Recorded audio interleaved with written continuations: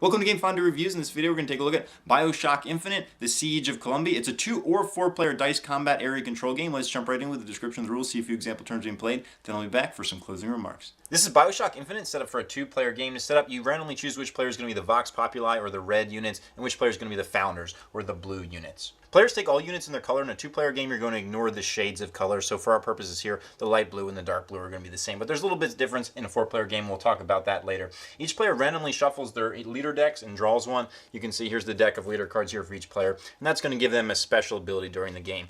Like this Vox Populi player receives 1 silver eagle every time he engages in a combat. And that's going to be placed face up in his area so everybody can see his special ability. Also, players are going to shuffle their individual decks. And they're going to draw a starting hand of 5 cards as for their eyes only. There's 2 decks of each color. One is a light version, one is a dark version. For the 2-player game, it doesn't matter, but when there's 4 players, they're going to be joining in teams as one faction. Aside from that, you just randomly choose which Elizabeth timeline you're going to use. We're just using number 1 here for illustrative purposes, but then you're just going to put the Elizabeth marker in the top space of it, and then you're going to shuffle the World Events deck as well as the Victory Point deck to make a face-down stack of each. You're going to reveal the first Victory Point card in the Victory Point deck, so players have something to aim for, and then you're just going to make a supply of different things. I like to keep the Victory Points nice and easy to see so you can see how close the other player is to winning. You're going to give one player the start player token, then you're going to get going with the game. Right after you lay out all the territory tokens and all the unoccupied locations. So there's guys here, you don't put them there. You're going to put them with the question mark side up, and the other side is going to look something like this, which we'll get into in a bit. The game is played over a series of rounds, which are each composed of 3 phases that always occur in the following order: world events, player turns, and refresh. The game ends at any time during a player's turn. If he or she can declare that his or her faction has 10 or more victory points, they instantly win. The game also ends if you have to draw the world event card, but there's none left in the deck, in which case the game ends at that time. Whichever faction has the most victory points will win. And you can also immediately lose the game if all of your structures and units are ever removed from the board. So that brings us to the world event phase, which is the first part of every turn. You're going to reveal the top world event, and you're going to vote on it. The way you're going to vote on it is you're going to start with the start player, and they're going to play any number of cards from their hand face down. So they might play these 2 cards face down here. And whatever these cards are, the middle value here with the yellow is their influence value. So that's the part of the card that's going to apply to this voting phase. They have other numbers, but they're going to apply to different parts in the game. We'll worry about those later. So let's just pretend, this guy put 2 down, and then this guy also decides to put 2 down. So then after all players have had a turn to put them down in turn order, you're going to reveal them. And you can see here that the blue team, or the Founders, are always going to be adding to the total. So in this case, they would have 2 plus 2. So they would be adding 4, whereas the red players would be subtracting 5. Now, normally after all players have voted, you're going to roll 1 white dice to represent Booker's vote. However, Booker's vote always goes to the team with the least amount of victory points. Since it's the beginning of the game, nobody has any victory points, so Booker actually isn't going to vote. So in this case, the vote total is negative because it's +4 because blue adds, and -5 because red subtracts. If it's negative, the event does not happen. If it's 0 or positive, the event does happen. That's important to remember, that 0 does make it happen. So we would not resolve it at this time because of the way this event played out. But if it did, you'd immediately resolve the event as it says here, and then you're going to move on to the next part, whether or not it resolves. It's also important to note that some of the event cards have question marks for the different voting spaces. That means when you reveal your cards, you get to decide if you're adding to the total or subtracting from it. So after the event resolves or not, your players are going to just discard all the cards they used to influence the vote, and then they're going to move on to the Elizabeth part of the turn, in which case, if Elizabeth is pictured on the card, as she is here, you're going to move this down 1 space and resolve it. This just says Elizabeth is going to move onto the board with Booker. And we can see here that Booker is going to go to space 2. And Booker always follows what the card says unless Elizabeth is on the board and not on the same space as Booker. So we can see this is a 2, so we know they're going to come here. So from a later turn, if Elizabeth was over here and Booker was here, it doesn't matter what the card says, he's definitely going over here with Elizabeth, and he's going to attack whoever's on the same space as Elizabeth.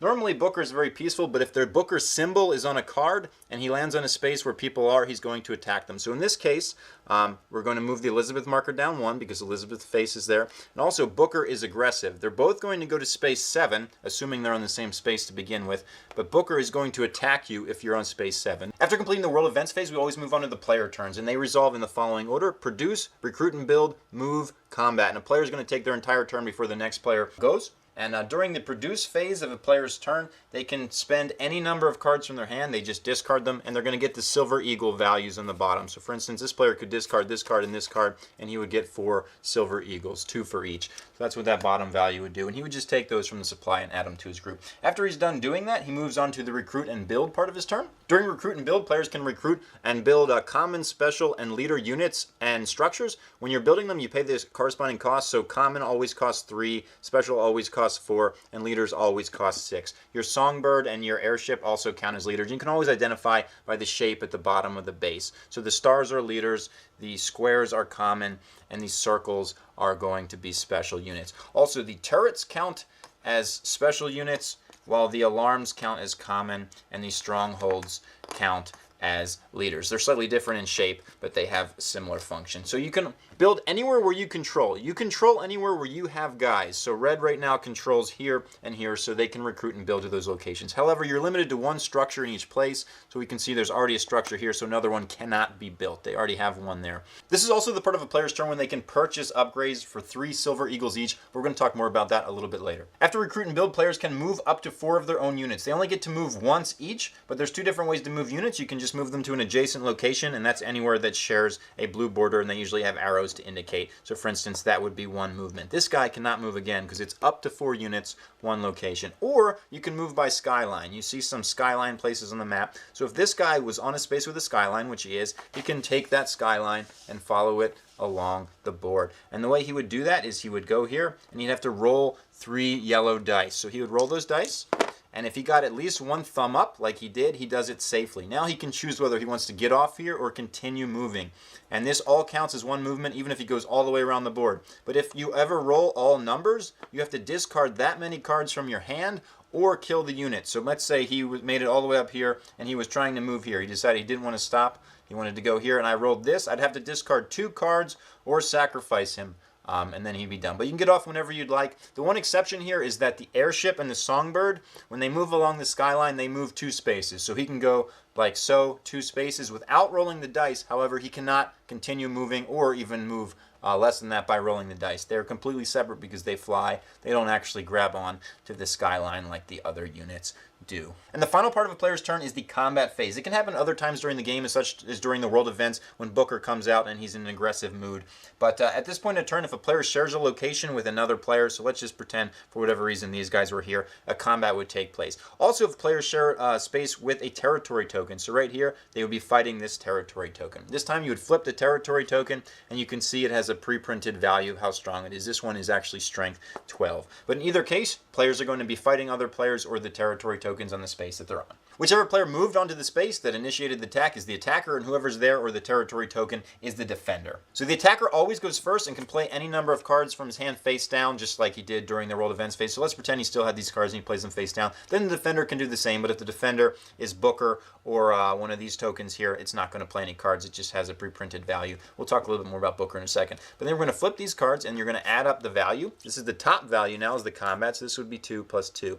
Also, a lot of cards have effects, but you're going to see this locked symbol, which we're going to talk about later. So if you have unlocked the effect, it might happen at this time. So players are going to add up the total of their attack cards, and then they're going to roll dice. So in this example here, we know that this player would roll 3 white dice. We know that because his common units and his alarms always roll white dice, his turrets roll blue, and his strongholds and leaders roll red, and his specials also roll blue. You can just see it here by this chart. It's also important to note that when you have an alarm present in a location, you add 1 to all of your dice rolls. Not just the white dice from the alarm itself, but any other dice you roll gets +1. And turrets allow you to roll 1 extra blue dice in all adjacent places. So if blue had units here later, for instance, or attacked here, they would get to roll 1 extra blue die because they have a turret adjacent to it.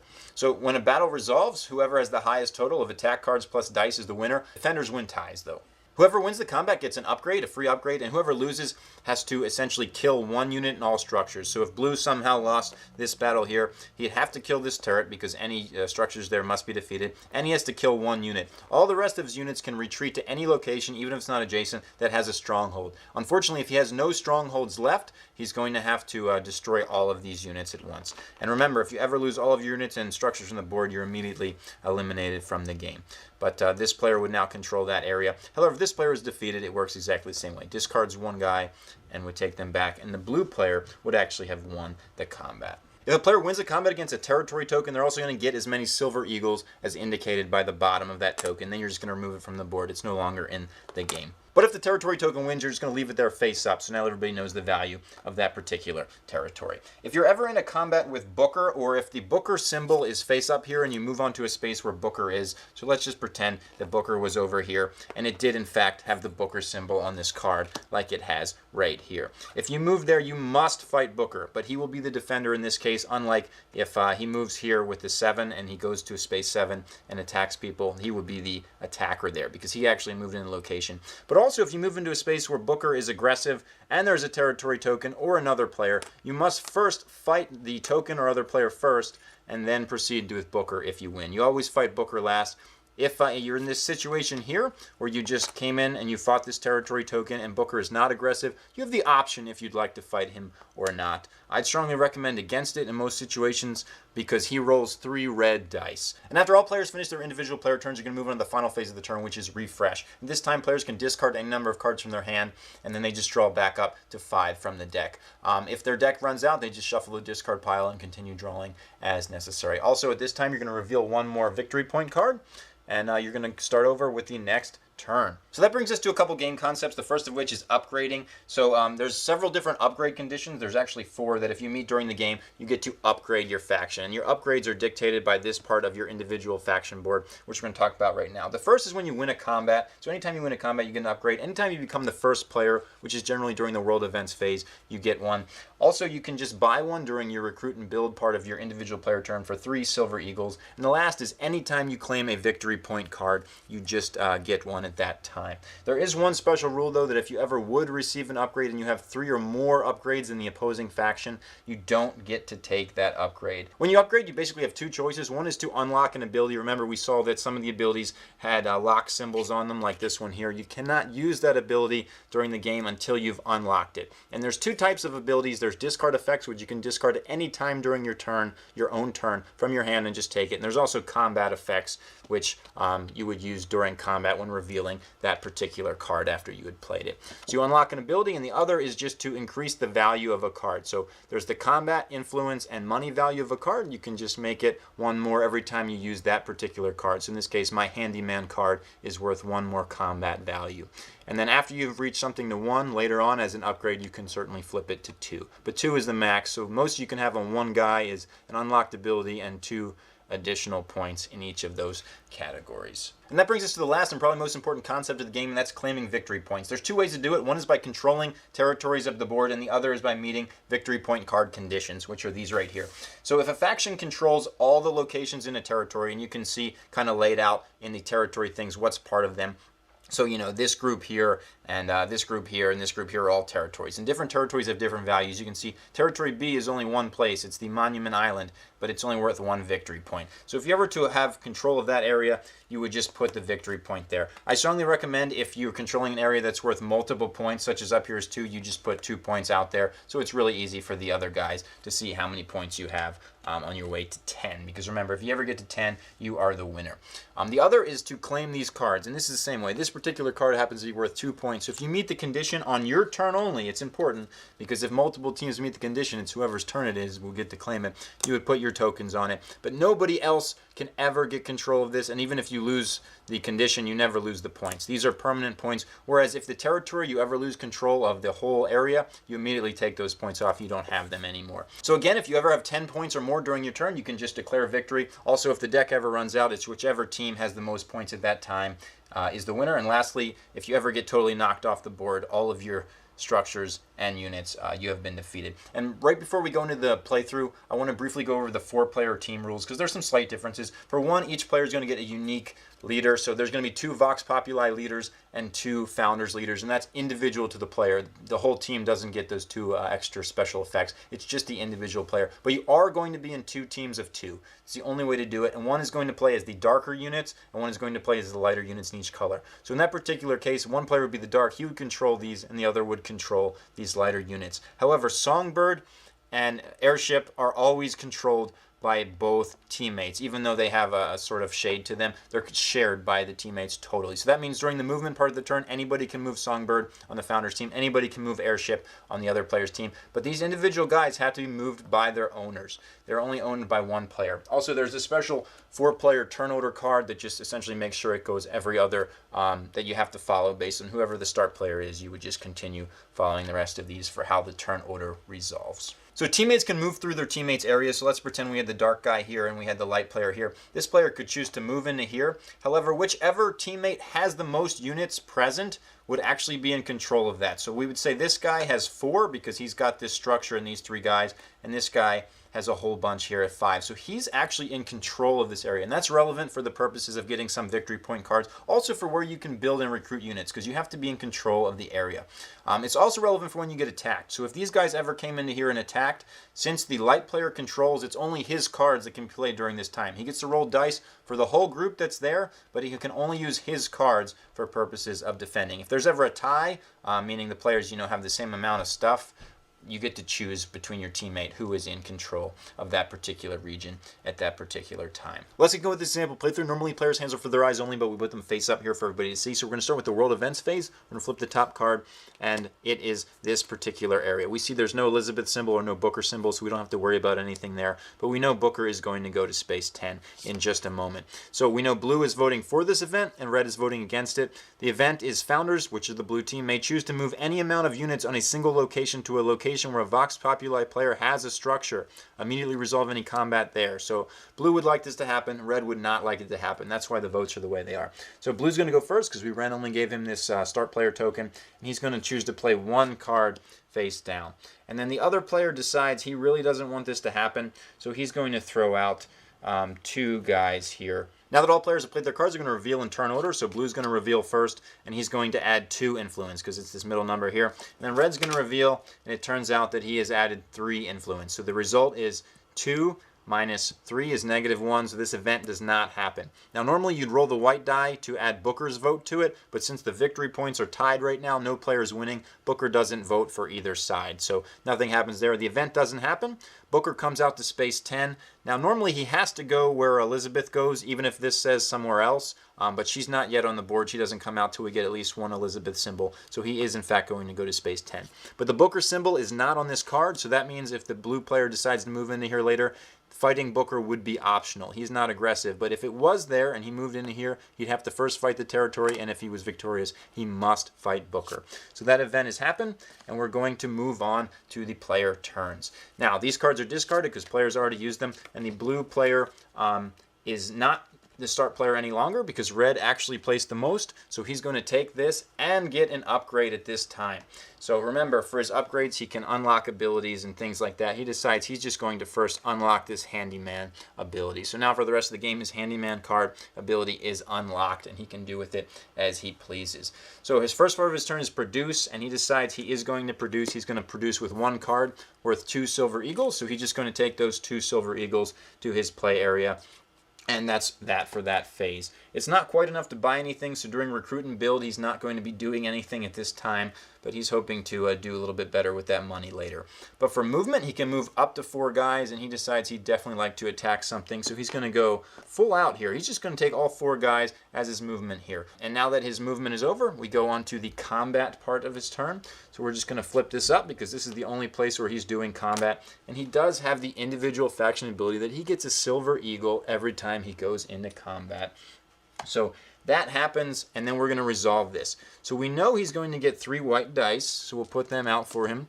And then we know he's going to get 1 red dice because this is a leader, even though it's smaller in size. It has a star base. And we know he's going up against 9. So he can choose which cards to use or not use first. He's going to put this down, and as he's the attacker, he must exceed the total of his opponent. So he's going to reveal this, and he gets this combat effect. And the combat effect is if this Handyman is the only card you play this combat, which it is, it has a value of 6. So we have 6 plus these dice here, so he rolls them. So he's got 6, 9, 10, 11. He's just beat this territory because it has a strength of 9. So he would defeat it, and he would get 5 silver eagles for defeating it. So he would take those from the bank, and this would be off the board. It's also important to note that he won a combat, so he's going to get another upgrade. And he decides he'd like to upgrade some of the values of different things because he didn't feel he had enough money and things in his deck. So he's going to add +1 to here. So this guy is always going to be worth 1 extra money to him throughout the game. So that's how that works. And then when the other player is going to take a turn just like this one, we're going to jump back at the end of their turns for the refresh phase. Welcome back. The blue player just finished his turn. I want to point out that the blue player controls this area over here, which is worth 1 point, and red did control this as well, which is worth 1 point. So the score is still tied, but some areas or territories of the board are controlled. So it's now the refresh phase. Players can discard any number of cards from their hand and draw back up to 5. Red decides, yeah, he is going to discard 1, so then he's going to get 5 from the deck. And blue decides he really likes his hand, even though he has 4 cards in it, so he's just going to draw 1 new one. Aside from that, we reveal a new victory point card, so there's going to be a whole bunch of them out as the game proceeds. So we're going to jump ahead a little bit later in the game so you can see some more interesting situations. Welcome back. It's getting near the end of the game. The blue player just finished his movement, and he actually moved 4 guys all into here. He did have to discard 1 card along the skyline because he rolled 0-0-1 on these, and he decided he'd rather discard the card than lose the unit. So we're going to have a big battle taking place right now. First, the blue player is going to put these 2 cards face down because this battle could actually win him the game. So he's going to really go for it. Whereas the red player doesn't really feel like he wants to use too many of these cards, but at the same time he doesn't feel like he has much of a choice, so he's going to put 1 down. So they're going to reveal, and the blue player has these 2, which are worth normally +2 each. However, he's upgraded that card, so it's worth an additional +2. So that's actually going to be +4. +4 is 8. And this effect allows him, because he's unlocked it, to bring common units in from other places. So that's going to be +8 against a measly +1. So red has some work cut out for him. But red gets a leader and a stronghold. So that's 2 red dice, 3 white dice for his common units, and 1 blue dice for his handyman. Unfortunately, red had a very weak hand, so he's a little bit concerned here versus this guy's very strong hand. He has 3 leaders here, so that's going to be 3 red dice, a blue dice, and 2 white. So we'll start with the blue player since he's the attacker. So he's going to roll 3 red, a blue, and 2 white. A lot of numbers coming up here, so that's 28 plus that 8 is a very high number. And then now we'll roll for the other guy. So that was 2 red, 3 white, and a blue. So he rolls, and he's got 12. His total is nowhere near the 30s. So he's definitely defeated. No matter what, when you're defeated, you lose a stronghold or any building there. You don't get to keep it. All his guys are basically fine, except 1 is going to die, and the rest goes somewhere else where he's a stronghold, which happens to be here. Now, however, this is immediately lost because this territory is only 1. So blue immediately claims that territory. Also, blue now controls territory A, which is up here, and territory B, and has at least a stronghold built in one of them. There's a stronghold here, so that's 2 more points for this player. So he's almost there. He has 9 points. He's not quite there, but he does get an upgrade, another upgrade for winning the combat. The first thing I have to say about this game is very high production value. The plastic pieces and the board itself and the artwork are very high quality. It's very fun to look at. It's a very good looking game. The game itself, there's a lot of dice rolling, but there's some really neat mechanics, like traveling along the skyline. It's really cool how you can sort of sneak up on somebody or get to anywhere on the map in a turn. But you need a lot of luck and some guts to do it. At the same time, it can really hurt you if you don't roll the way you want, especially if you lose a leader or something along those lines. Also, that really neat mechanic of having to unlock abilities, I think that's really cool via upgrading. That's something I enjoyed a lot about this game. 2-player versus 4-player. 4-player was a little bit fiddlier, in my opinion, in terms of just how it worked with only being able to control certain pieces, but it was very interesting. The team dynamic and the voting in the world events phase was way more interesting in 4-player. I found that much more dynamic and fun. The airship and the songbird are kind of the 2 main units on both sides, and in my experience and the experience of the players I've been playing with, the airship is significantly stronger, and especially so in a 4-player game where you actually have 2 because each player has 1. And it might be a little bit imbalancing. I don't want to go that far because I haven't played the game, hundreds of times or anything like that, but we definitely felt like the Vox Populi had an advantage. Though in the Board Game Geek promo Geek Store, there is a promo that enhances the songbird. So you might want to check that out. I haven't done it, but it's a neat game. It's a very highly luck-based for what it is. So if you like rolling dice and things like that, might be one you want to check out. That's BioShock Infinite, The Siege of Columbia.